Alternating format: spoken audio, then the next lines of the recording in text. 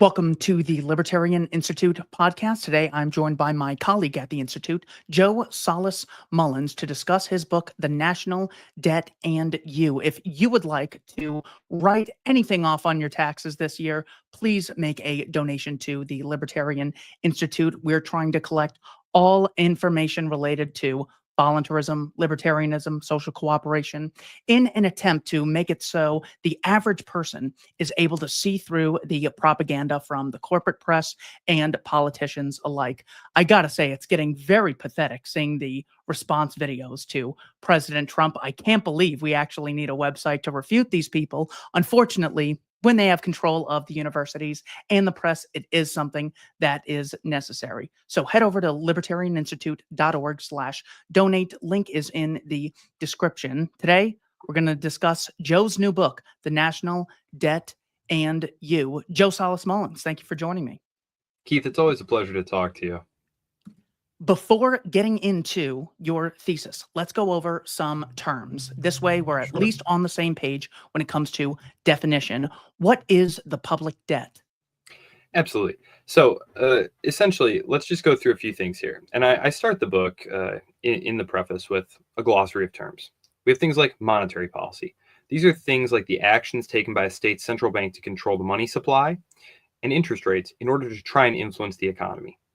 That's different from fiscal policy, which is the use of government spending and tax policies to influence the economy. Then you have the actual public debt, and this is the total amount of money that a government owes to creditors. And this can include individuals, businesses, other governments.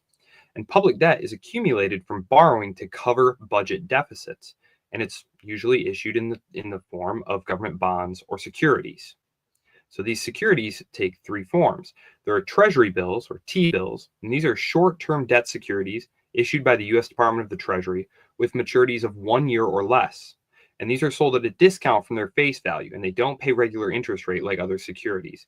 Instead, the investor receives the full face value at maturity. So these are non-yielding instruments. Treasury notes, by contrast, are medium-term securities issued by the U.S. Department of the Treasury, and these maturities range between 2 to 10 years. And they pay interest every 6 months until maturity, and their prices fluctuate based on changes in interest rates. Now, a point here, just in terms of people who follow the bond market, the change in price, once you own it, doesn't really affect you unless you want to sell the security. Because otherwise, what you're doing is if you hold a 10-year T-note, you are just giving the government, let's say $1,000, and every 6 months they're paying you 4%. And then at the end of 10 years, they're going to give you that $1,000 back. Of course, over that period of time, inflation has it's a casino game. The government has made their money back plus some.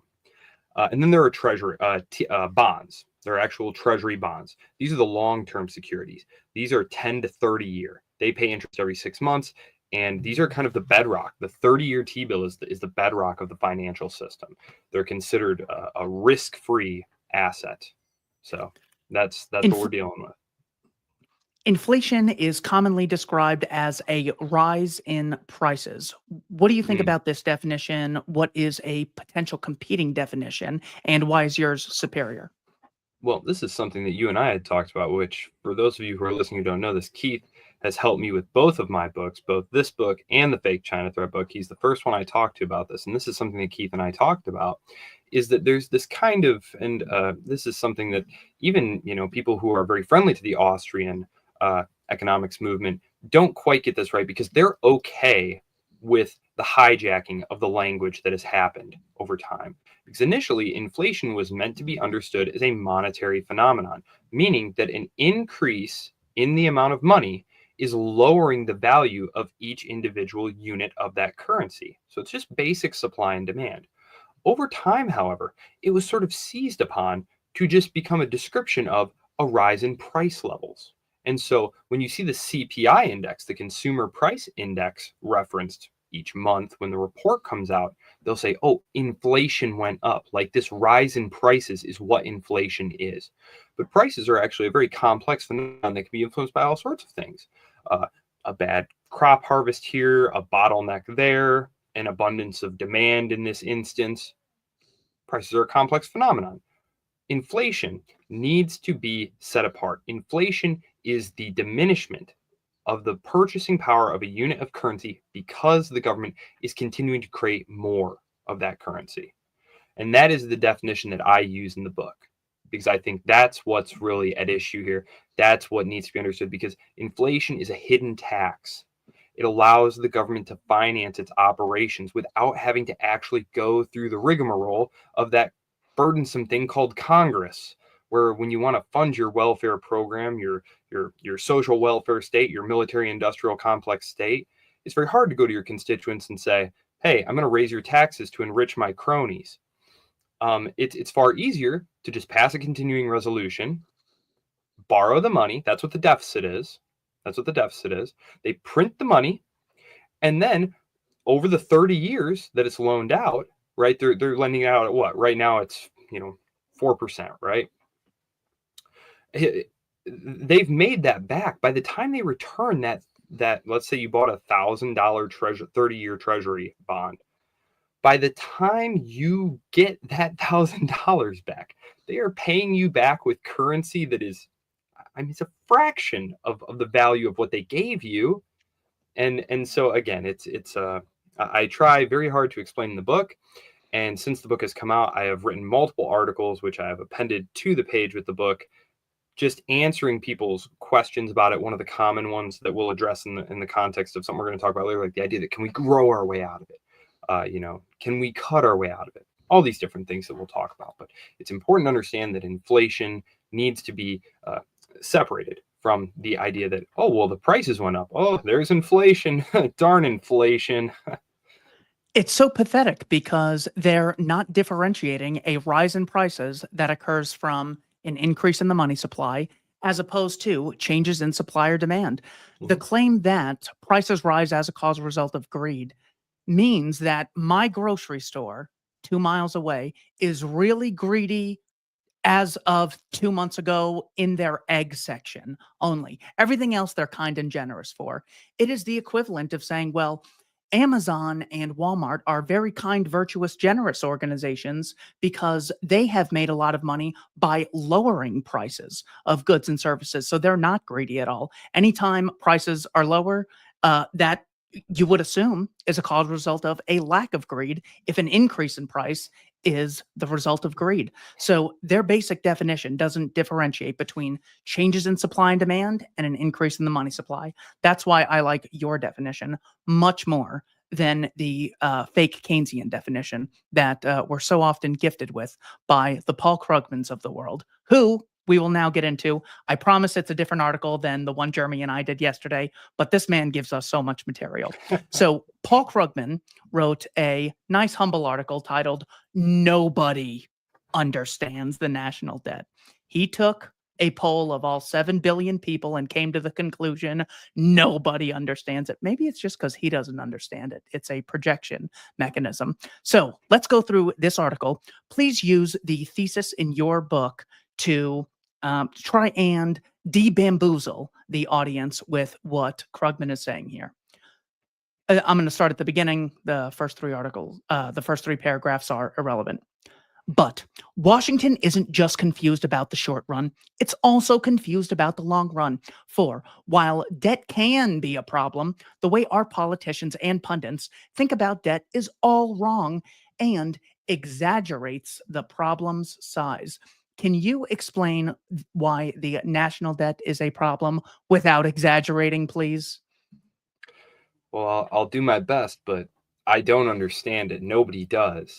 Zero people. Thankfully, Zero. Paul Krugman managed everyone in the whole world. He understands it.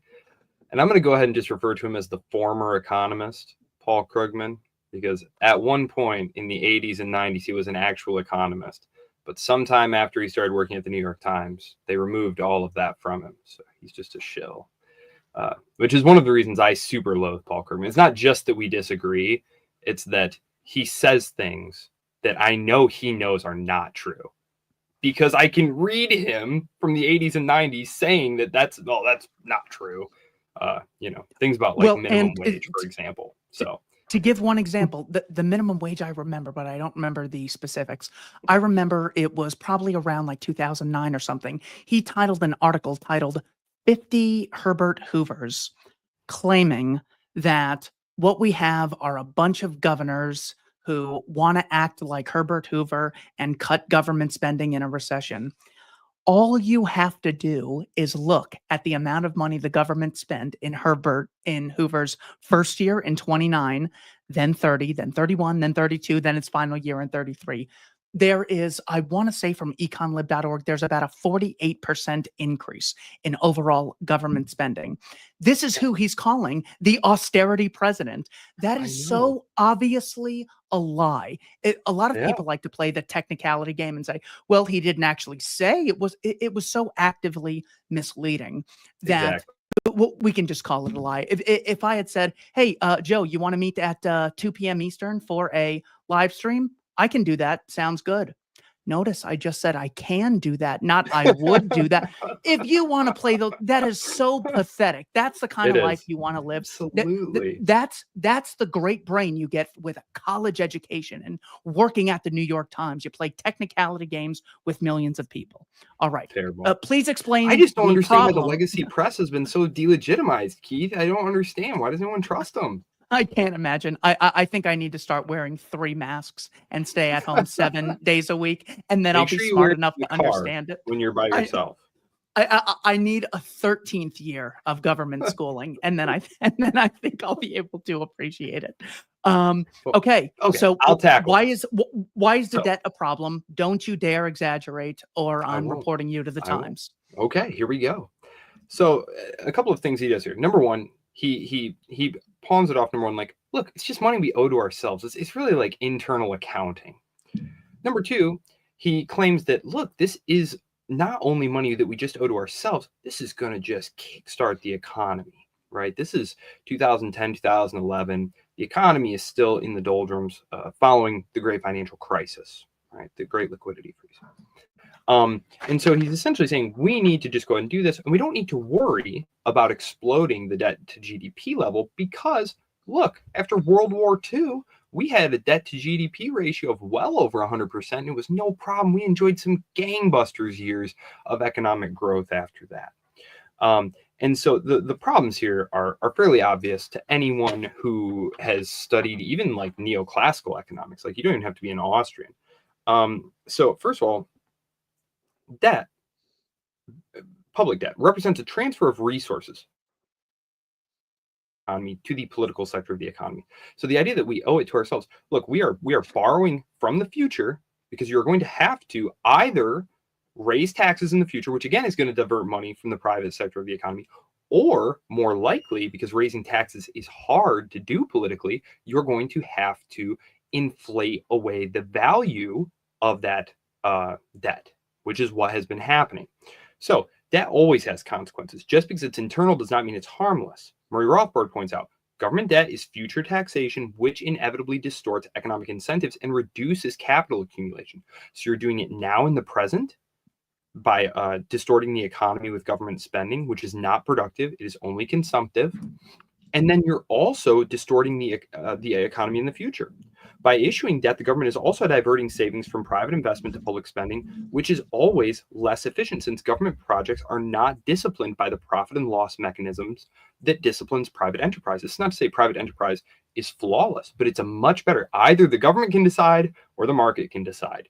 And I'm more comfortable with the market deciding. It's more right than the government. The idea that government spending is stimulus. Look, this is an idea that's been debunked time and time again. You just hearkened back to the Herbert Hoover FDR period. Look, I mean, the New Deal is not what got us out of the Depression. There have been countless books written about it. Murray Rothbard writes about it. There's a new book coming out by Selgin, who was at Cato for many years. It's called False Dawn. It's coming out here soon. But this is just not true. All of this debt and all of this money printing starts up the boom bust cycle. The idea that, oh, it's private capitalism, free markets that give us the boom and bust, that's really not true. And I don't want to get like too caught in the weeds of like monetary history and stuff, but like even when you go back to the 1800s, you have the boom bust going on. Like there was Civil War era legislation that was the cause of that. And you can go read Murray Rothbard's History of Money and Banking in the United States if you want to know about that. But so government spending too is not investment in the same sense that private investment is. It's really more akin to consumption, because when the state spends, it's not generating any real economic growth. It is feeding off resources from the private sector to then, which would be more efficiently used in the private sector, to just create temporary jobs that wouldn't exist otherwise. If those jobs were really producing productive things that the economy wanted and needed, they would already be being produced. This is just make work stuff. You want to harken back to Hoover and FDR. One of his labor secretaries said, look, I'm going to hire one guy to dig a hole and I'm going to hire another guy to fill it in, because that's just good, sound government policy there. And, you know, from a political standpoint, if you're trying to win the next election, maybe it is. But certainly, in Paul Krugman's word, if you want to understand the long term, look, in the long term, this is going to terribly distort your economy, lead to a collapse in total factor productivity growth, because you are decreasing the incentive to accumulate capital and to invest in capital technologies. And this is the stuff that boosts your total factor productivity. There are only a couple of ways that you can increase the total growth of your economy. You can add more people, you can have more resources, or you can find more efficient and productive ways to combine the capital with the labor. And especially when he talks about, look, we had this high debt rate after World War II. It's not a problem. We can just grow our way out of it. Again, this is something where you have to understand that that GDP does not just magically grow. You have to have the incentive structure in place to grow the GDP. And again, GDP is a very problematic metric to begin with. There's all sorts of problems with GDP.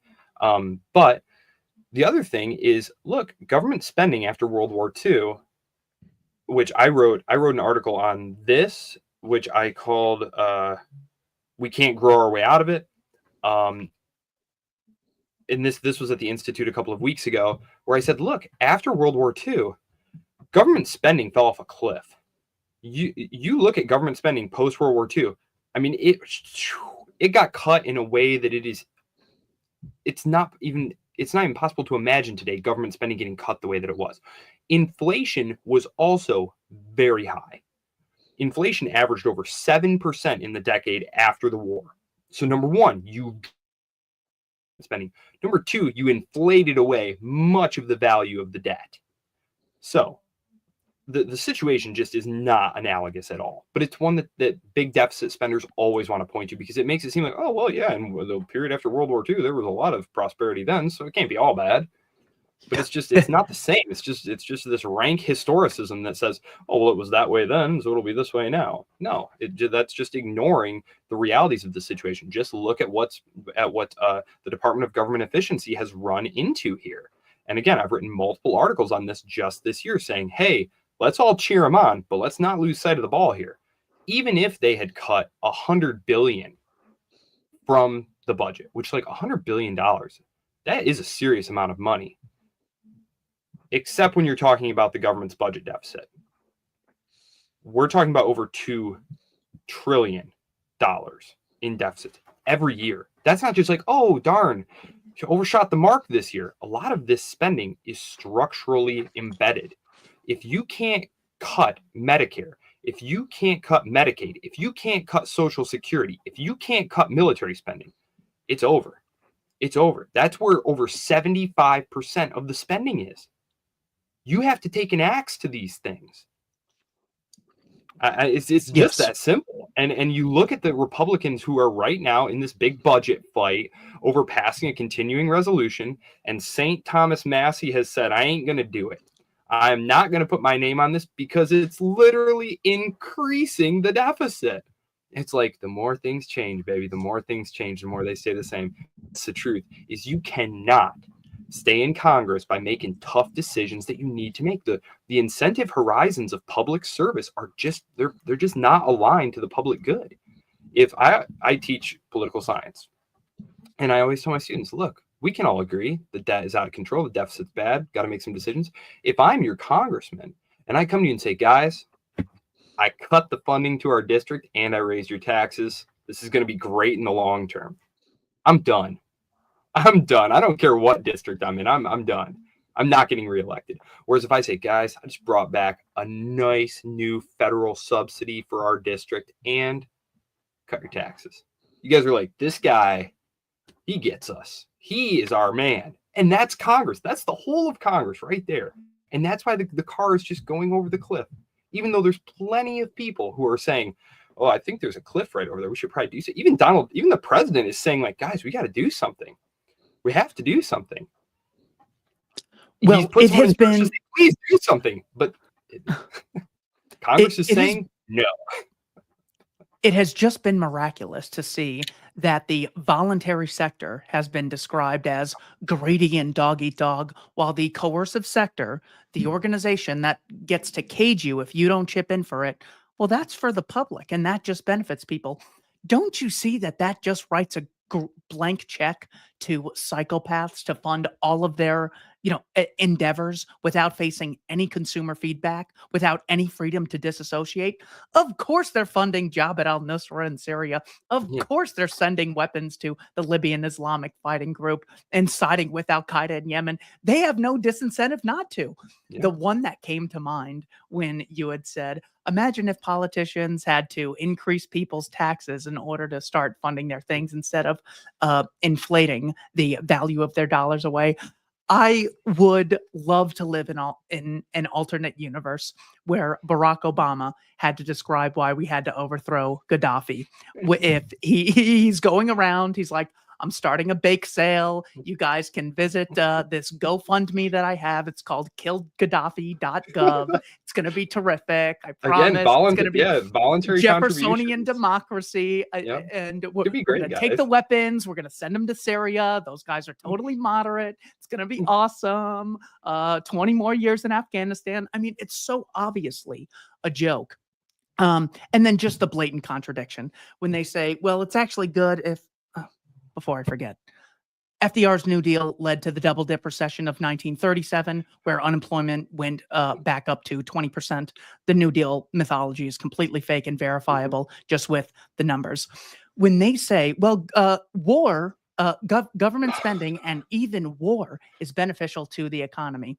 Before even getting into that, first of all, the Second World War, the example they always use, millions of men enslaved to fight, 400,000 American deaths, giving half of Europe to Joseph Stalin and the Bolshevik regime, millions of deaths within Europe, 7 million dead Poles in a war that was started in a war that was declared for Polish independence. They're like, well, we really got that multiplier effect going. I mean, these are the people telling us that we're selfish and greedy and individualistic for supporting social cooperation and the voluntary sector.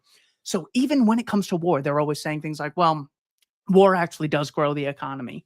But the great thing about the war in Afghanistan in the 80s is those stupid Soviets wasted all their resources and poured it all into Afghanistan. It's like, wait, wouldn't the Soviets going to war stimulate their economy? Wouldn't that be great? And they're like, oh, Russia's on the brink of collapse, funneling all their resources into Ukraine. I'm like, I could have sworn 1 minute ago war was good for the economy. We should be terrified that Russia is going to just take over the entire globe with all the wealth it's generating through their multiplier effect, spending money in Ukraine. So, of course, they know that this has to be a complete lie. And I think you hit the nail on the head with the ultimate fallacy is they're equating value created in the economy with mutually beneficial voluntary transactions and coercive interactions where one side is able to reap benefits at the expense of another. Hans Hoppe said, look, the entire argument between, okay, if you agree with me, monarchy is better than democracy, why is private law society better than monarchy law society? He said, in one word, it's contract. With the social contract, you have to pay the state. If you don't, you go to jail. But if the state doesn't hold up their end and they don't keep you safe, do politicians go to jail? Do you get to stop paying taxes? No, it's not a contract. It's a unilateral obligation. In the private market, everyone recognizes your freedom to disassociate with people who aren't creating value. So this is why almost anything. And by the way, we've been talking about one sentence of this horrible article. We're going to have to cut it a little shorter. But this to me is the central logical fallacy. And because this foundation is broken, everything else Krugman says is fallacious. I want you to respond to that, of course, but we got to at least go 2 more sentences. Krugman says, deficit worriers portray a future in which we're impoverished by the need to pay back money we've been borrowing. They see America as being like a family that took out too large a mortgage and will have a hard time making the monthly payments. What do you say? Well, again, this assumes that you are either going to be able to finance this long term at a sustainable level, which assumes confidence in the American financial, in America's fiscal discipline. As America's fiscal discipline flags, that is, as deficits accumulate, as we keep borrowing more and more and more and more money, we start to look like more and more and more of a credit risk.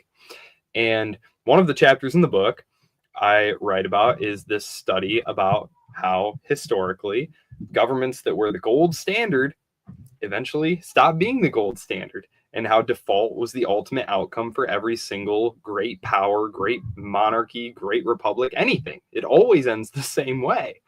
And Paul Krugman here is saying, look, we can just emergency borrow this money, is what he's arguing. He's saying, look, we just have to do this now. He's not arguing, he's not an MMTer, although in more recent interviews, this article is like 14 years old, 15 years old, something like that. Yeah, this is from more recent 2012. Years. But it was reprinted in his book, Arguing with Zombies, so he stands by everything here.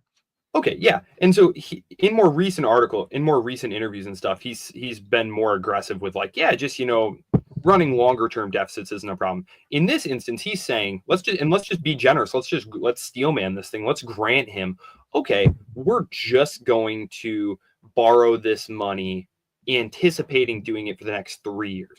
Number one, you are allowing structural inefficiencies in the economy to persist. And again, I wrote an article. It was called The Economics of Deadwood several years ago, where I talk about the brilliant handling of the Depression of 1920. When Harding, instead of intervening in the economy, everyone's screaming, do something, the sky is falling. He says, no. The single largest year drop in economic activity in American history recorded since prior to COVID, when the government deliberately shut down the economy and killed everything. This was an actual market one. Single worst year of downturn ever. Perfect recovery. Phenomenal recovery with zero government intervention. The private sector sorted it all out. The inefficient enterprises went under. They were absorbed by more efficient enterprises, and the economy was off and running. Didn't need any kind of intervention at all. Contrast this to the interventionism of Hoover and then the interventionism of FDR. That's why the crash turns into the Depression. Is this constant government intervention made it too difficult for private individual actors to get their businesses restarted and plan for the future? There was too much uncertainty and too much government intervention in the economy. So number one, intervening, even in the short term, the way that Paul Krugman is suggesting here, is going to retard economic recovery, not improve it, not enhance it. And it's not going to increase our long-run economic growth trajectory. It's going to decrease it, because you have not allowed the inefficient enterprises that should have gone bust and that should have been taken over by more efficient enterprises, or had their place in the market taken by new entrants to the market. That all is prevented. And so, arguing with zombies, Paul Krugman was saying, let's just zombify large parts of the economy and make them dependent on government intervention, which is exactly what has happened. I remember when he explicitly said, oh gosh, you know what? I shouldn't be irresponsible and try. Do you remember when he said what would fix this collapse? This slump could be over in 18 months if we had alien invasions and one other thing. I just got to pull that quote up, because that is actually one where I had to look it up. I'm sorry for interrupting you. I No, thought you're you'd come up fine. with it, but okay. So please go on. Well, so that's one thing. The other thing is, look, Paul Krugman also is anticipating that, look, and then we'll raise some taxes in the future and we'll pay it off. Number one, no, we won't. Number two, once you start a government program, there is nothing more permanent than a government program. Once it gets started, it creates a whole array of entrenched interests whose sole existence is going to be defending this this network, this patronage network. And there is something your listeners might be familiar with. It's called the Iron Law of Bureaucracy. The Iron Law of Bureaucracy states that if you have a bureaucracy, even if it starts out full of well-intentioned people who are really idealistic and driven toward the mission, over time, it will easily be taken over and is always taken over by those who are simply more interested in sustaining the bureaucracy in existence for the spoils it delivers to them. That's it. That's the whole thing. So now you have people on Capitol Hill defending just insane things. Like the Department of Government Efficiency is saying, can we please cut this $60 million that we're using to decrease social discrimination against cyclists in Peru, or to educate people about how to grow vegetables down in Ecuador, or something like that. And they're like, you can't do that. Like, Yeah. why? And it's like, because that's money going into someone's bank account. Yeah, there was originally a leftist expression that those who are used to privilege feel like equality is discrimination. And actually, that makes perfect sense, because those who are used to getting money coercively and having no accountability, anytime you say, you know what, fund it voluntarily, or why don't you make YouTube videos and send it to the people who need lessons on vegetable growing? You're so Right. smart, you're so educated, you're so brilliant. Make the video, send them the link, and you can achieve your ends voluntarily. They feel like they are so oppressed when you ask them to do what all of us do every day in the voluntary sector. It's like we don't even get a thank you. The closest I came to getting a thank you from a bureaucrat was Pete Hegeseth about 2 weeks ago, but I'm still not counting that because I need more clarity. Here's what Krugman said. If we discovered that space aliens were planning to attack and we needed a massive buildup to counter the space alien threat, and inflation and budget deficits took secondary place to that, this slump would be over in 18 months. That's what we're dealing with. So not differentiating between people getting access to food, healthcare, computers, houses, Exactly. plumbing. That is that's no different than spending money on a not what he calls a non-existent alien threat. And So this is the myth of World War II prosperity. And it's very unfortunate that many people have not had the opportunity to speak with someone who actually lived through that. Now, I'm approaching 40 years of age, and my grandmother and grandfather both didn't pass away till they were about 90, and they were Depression kids. They were born in the early 1920s. So they lived through the Depression as teenagers, basically, and then through World War II. And now my grandpa got drafted, so he was gone. My grandmother was still here in the States, though. And she would frequently, because I'd always ask her, like, tell me about, the old days. Tell me about, this, that, and she'd be like, and during the war, it was terrible. Like, it wasn't booming prosperity. It was rationing. It was collecting all the rubber scraps you could find. It was not you. It was getting this much gas for your vehicle for a week. I mean, there was rationing. There was consumer goods shortages. It wasn't prosperity.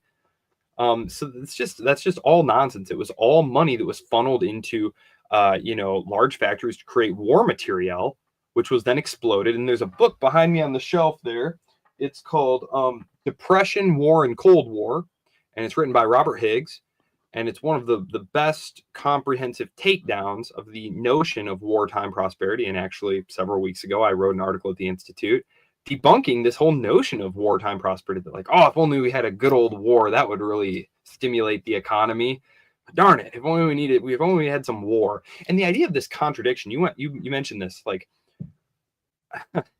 I know public school is doing a good job because the commentariat and the political class can say contradictory things like one after the other, and the public's just like, yeah, that sounds right. It's like, on the one hand, Russia is terribly weak. They're on the verge of losing. Also, they're going to conquer Poland. Yes. It's like, yeah, that Yeah. sounds right. Yeah, they're very weak. Oh, also very dangerous to Poland. You know, it's in yeah. We're fighting for democracy in Ukraine. Of course, Also, they no can't have elections. elections in Ukraine. We must defend NATO and Yeah. NATO countries. Poland was bombed by a Ukrainian defense missile in November of 2022. Now, what are Yeah. you going to do? Nord Stream was bombed, German's property. That's a NATO attack. Yeah. I'm sure it was Putin. It was Putin, but we're just not going to Yeah. respond Bombed his to own it or pipeline. anything. I'm sure. Yeah. I'm sure of it. Man, that's how I know public education is doing a great job. Like, I always wonder if, like, Robin Hanson talks about the signaling theory, which is where people will say things in hopes of increasing their social status among peers.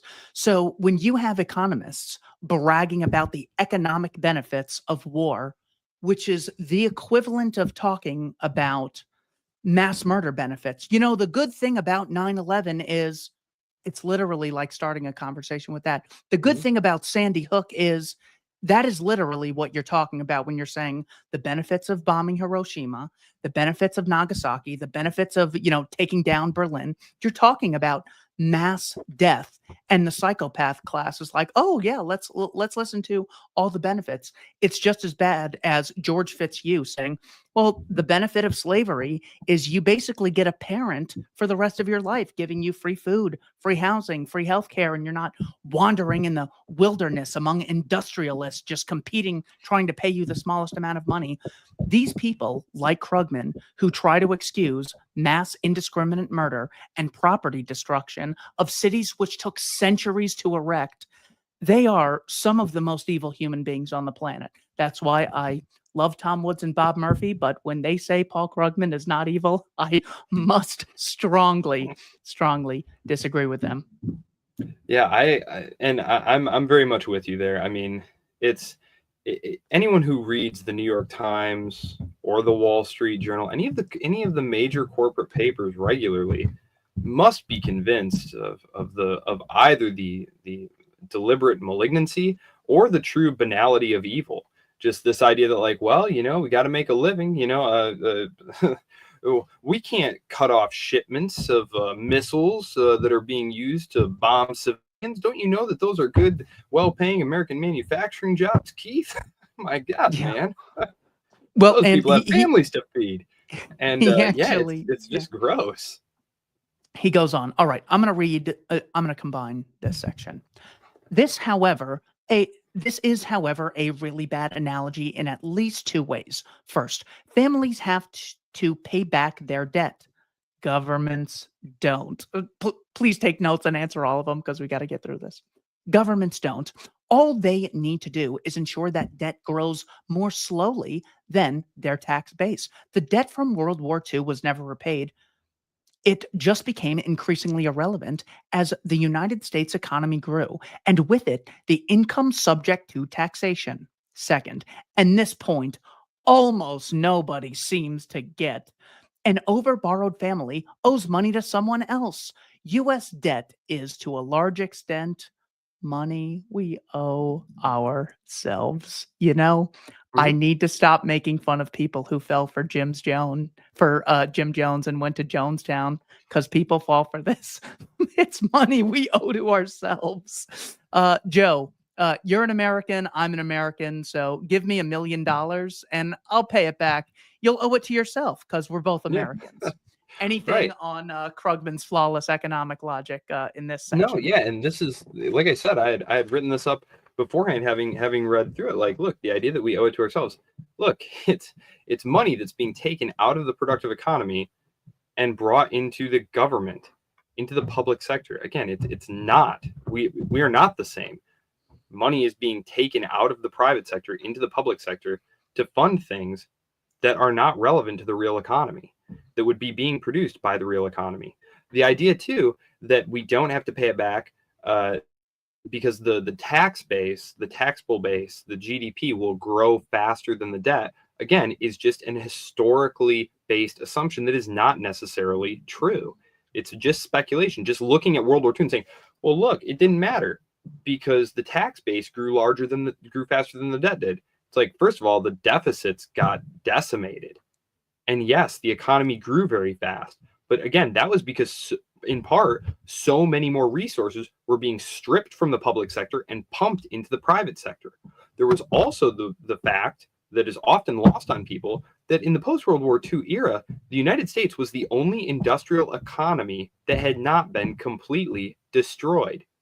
Yeah. Literally, the United States had 50% of world manufacturing for years. Of course, the economy was booming. We were an export juggernaut. We had zero competition. That will never happen again in the history of the world. I mean, it's just a ridiculous argument. It's one of the great philosophical foundations that's incorrect, that makes everything else incorrect. When he says we owe it to ourselves, I don't think he would literally say, he says, if I take out money from Chase Bank, I owe it to another person. But when government takes it out, it's debt. We owe ourselves. It's the assumption that the state is us. We are one and the same. The people who claim the right to confiscate your money and you don't have the right to do the same thing to them, that's you. You're doing that to yourself. Anytime you get imprisoned for a victimless crime, you're choosing to be there because you are the government. Government is you. We owe the money to ourselves. It's this lack of what Robert Nozick explained at Harvard like 60 years ago. He doesn't understand this because he has a false philosophical foundation. Literally, the people who get money involuntarily, something you would go to jail for, he equates that with that being you. Rothbard, of course, makes the point in Anatomy of the State. Okay, it's a Hitler analogy, but this was before they were so boring and predictable. This was in like the early 90s. He goes, so that is the equivalent of saying democratically elected Adolf Hitler didn't really kill millions of people. Those millions of people committed suicide. They are the government. That to me was very big because I hadn't heard everyone from Trump to Putin to the Ayatollah to Kim Jong-un called Hitler. So at that point, it was actually, it was pretty big on me. Well, one of my favorite tweets as of recent, every meeting is Munich. Every enemy is the Nazis. Crayons are delicious. That was like one of the funniest tweets I've seen in so long. Let's go on. Krugman. This is clearly true of debt incurred to win World War II. Taxpayers were on the hook for a debt that was significantly bigger as a percentage of GDP than the debt today. But the debt was also owned by taxpayers, such as all the people who bought savings bonds. So the debt didn't make post-war America poor. In particular, the debt didn't prevent the post-war generation from experiencing the biggest rise in incomes and living standards in our nation's history. But isn't this time different? Not as much as you think. It's true that foreigners now hold large claims on the United States, including a fair amount of government debt. But every dollar's worth of foreign claims on America is matched by 89 cents worth of U.S. claims on foreigners. And because foreigners tend to put their U.S. investments into safe, low-yield assets, America actually earns more from its assets abroad than it pays to foreign investors. If your image of a nation that's already deep in hock to the Chinese, you've been misinformed, nor are we heading rapidly in that direction. I'm just going to finish with this one. Yeah. When Keynes was writing about the need to spend your way out of a depression, Britain was deeper in debt than any advanced nation today, with the exception of Japan. Of course, America, with its rapidly anti-tax conservative movement, may have a government that is responsible in this sense. But in that case, the fault lies not in our debt, but in ourselves. So yes, debt matters. It's like Shakespeare. But right now, other things matter more. We need more, not less government spending to get us out of our unemployment trap. And the wrong-headed, ill-informed obsession with people like Joe Salas Mullins in his new book, The National Debt and You, with debt is standing in the way. All right, I actually made up the part about where he plugs your new book, but everything else was accurate. Final words on the former economist. I loathe Paul Krugman, obviously. I think he's a shill. I think he says things that he knows are not true because he is a columnist at the New York Times. And that is why I always refer to him as the former economist Paul Krugman. Not that he was a shining star of, cutting edge heterodoxy. He was always a Keynesian, but particularly his writings on trade were pretty astute in the late 80s, early 90s. That being said, I think there are reasons to be a little optimistic. Things are at least on the table of discussion. At the Economic Club the other day, Bessner said, look, the United States does not have a revenue problem. It's true, we don't. The government takes in tons of tax revenue. The problem is the spending. Now, this is where it gets a little not awesome, because yes, it's true, we do have some cuts that are trying, but I said this as soon as they started. I said, look, these things are going to go to court, and a lot of them are going to get bounced back, and that's exactly what's happening. So the permanent government is going to fight back. These are, you hear numbers like, $60 million. And so I always try to focus, like, $60 million is a drop in the bucket in terms of the deficit and the debt. But it's critical that all of these millions and millions of $60 million get cut. However, this $60 million in one instance was going to an organization staffed by 33 people. 33 people. That's enough to afford a very healthy salary with a lot of perks. It is not lost on me that the average public sector job is double the salary of the average private sector job. So the median income of a public sector job is somewhere in the range of like $65,000. I haven't looked in the last year, but it's something like $65,000. The median public salary job is over $120,000, plus all the benefits you can lay your hands on. Okay, so these are sinecures. This is people's livelihood. They are able to extort the money out of you, and don't think just because they couldn't tax all the money out of you right now that they aren't getting it. Inflation is the tax. It's why the central bank is the number one enemy of freedom. The central bank makes all of this possible. If we didn't have a central bank, half the federal government would have to be gone, within a year or two. It just can't fund itself.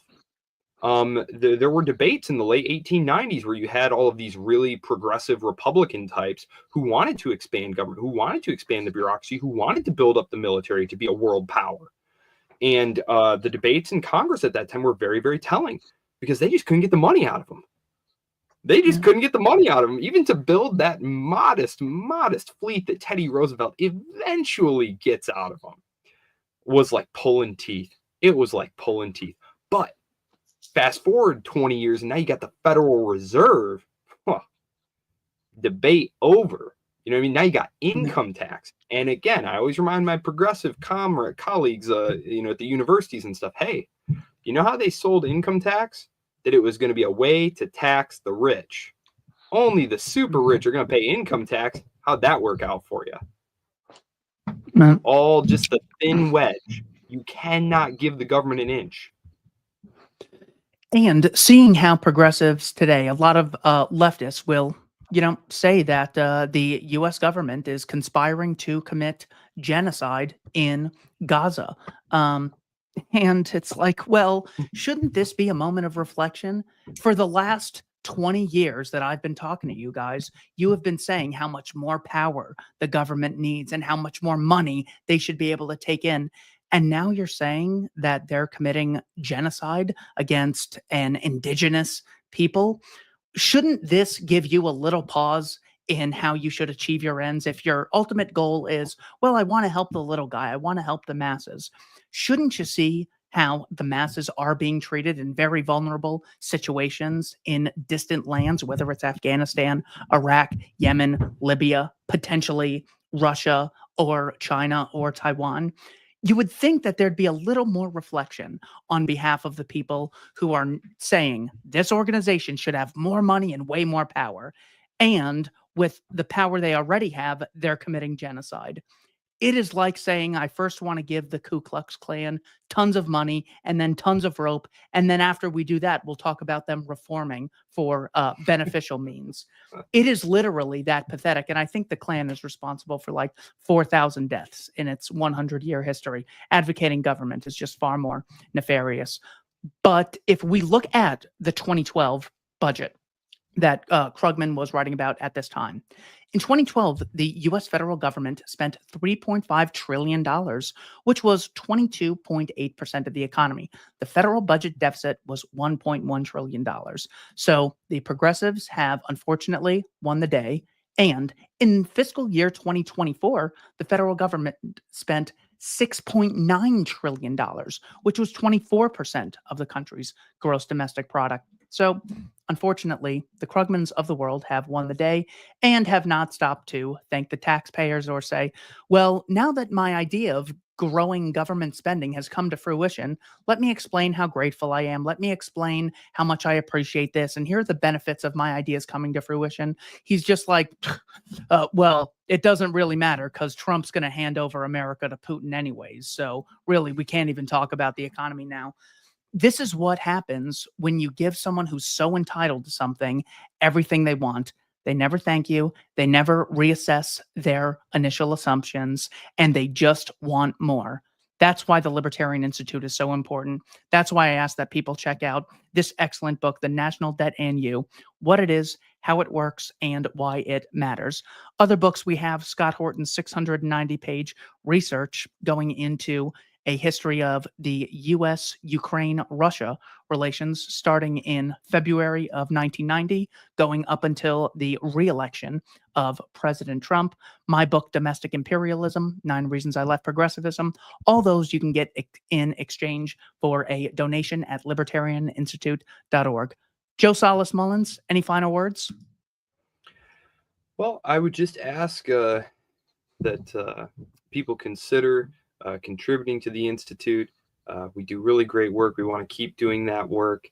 I know that our listeners already know all the things that I would want to tell them in terms of, inflation, keeping up the pressure on the government. In terms of a public choice theory, there has to exist a safe space, if you will, for politicians to be able to step into, where they can know that, okay, cutting all of this spending, even Republicans who love the rhetoric of cutting spending, when it comes down to it, actually touching entitlements, then immediately they get very skittish. We have to tell them it's okay. It's okay. Social Security was set up as a literal Ponzi scheme. It was a way to suck money out of the economy and never give it back. And then it just turned into one of those government programs that never got rid of. You have to tell them it's okay. It's okay to go after this stuff. But the spending has to stop all around the board. And it's not just how much the government is spending. We also need to be concerned with shrinking the scope of government action. The federal government needs to be shrunk to the size that it has virtually disappeared, ideally. There's a lot of Republican rhetoric about send it back to the states and stuff. Like, we need to really push that idea to, like, no, seriously, because a lot of them say, oh yeah, we're going to use the executive branch to do this. We're going to use federal government to do that. Are you guys forgetting that, like, eventually you're going to lose an election and the Democrats are going to be back in charge? You know what I mean? It's like they expand the power of the president no matter who gets it. So it's really imperative that we defang the presidency, send it all back to Congress, and the Federal Reserve, force Congress to actually legislate, draw the taxes that they need via the actual consent of the government, which will result in, like, virtually no taxes at all, because nobody actually wants to pay taxes. No one's going to vote for tax increases. So that, again, is why some of the biggest focus needs to be on ending the Federal Reserve, because it enables the warfare state and the welfare state and makes us all poorer. So thanks to everyone for watching the Libertarian Institute. Please visit libertarianinstitute.org/donate. Joe Salas Mullins, thank you for your time, brother. Thanks, Keith.